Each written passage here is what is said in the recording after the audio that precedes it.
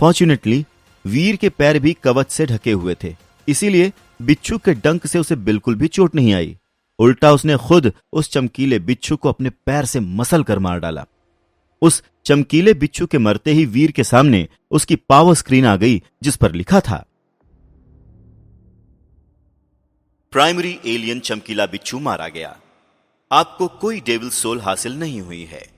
0 से 10 primary gene points हासिल करने के लिए इसकी एनर्जी हासिल करें।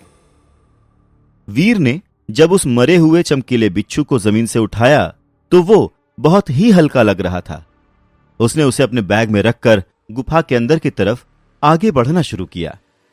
सुनहरे कवच की प्रोटेक्शन के साथ वीर को रास्ते में जो भी चमकीला बिच्छू मिला वो उसे मारता चला गया और तकरीबन 1 घंटे के बाद उसके बैग में करीब 100 चमकीले बिच्छू इकट्ठा हो गए थे।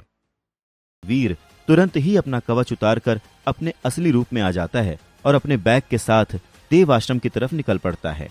वीर की किस्मत अच्छी थी कि इस समय गेट पर उसे ग्रैंड मास्टर और उसके साथी नहीं मिले। इतने दिनों तक डॉलर को ढूंढने के बाद भी जब डॉलर का कोई अता पता नहीं चला, तब उन लोगों ने उम्मीदें छोड़ दी। इसीलिए अब गेट पर उन लोगों ने सिक्योरिटी भी कम कर दी थी। खैर, वजह जो भी रही हो, वीर के लिए अच्छा ही था। कम से कम अब उसे पकड़े जाने का डर तो नहीं रहता। पर शायद उसकी किस्मत इतनी भी अच्छी नहीं थी। इत्तेफाक से गेट पर एक बार फिर से उसका सामना दक्ष और उसके साथियों से हो जाता है। तुम्हें एक बार फिर से देखकर काफी अच्छा लगा सनकी। बैग तो बड़ा भारी लग रहा है तुम्हारा। आज कितने म्यूटेंट एलियंस का शिकार किया? दक्ष का एक साथी वीर का मजाक बनाते हुए कहता है।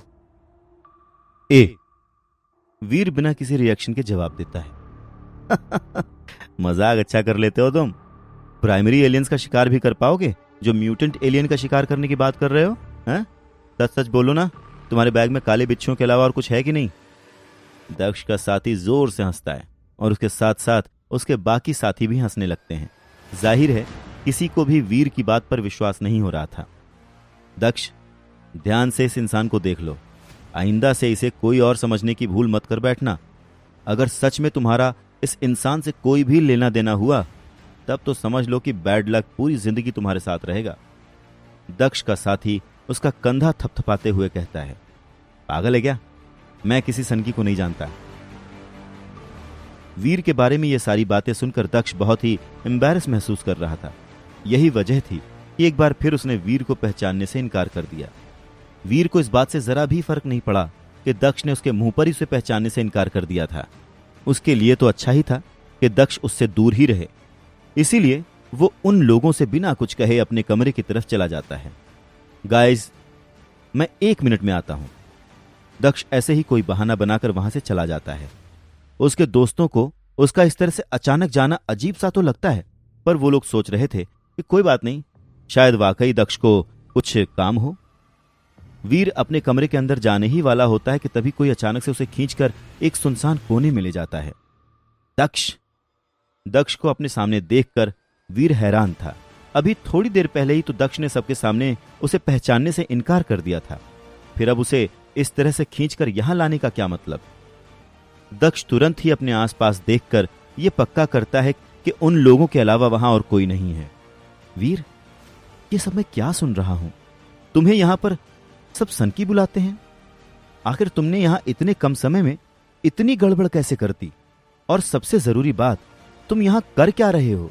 तुम तो पृथ्वी पर किसी दूसरे शहर में जॉब करने गए थे ना, फिर यहां कैसे? दक्ष के सवालों का जवाब देने के बजाय वीर चुपचाप खड़ा रहता है।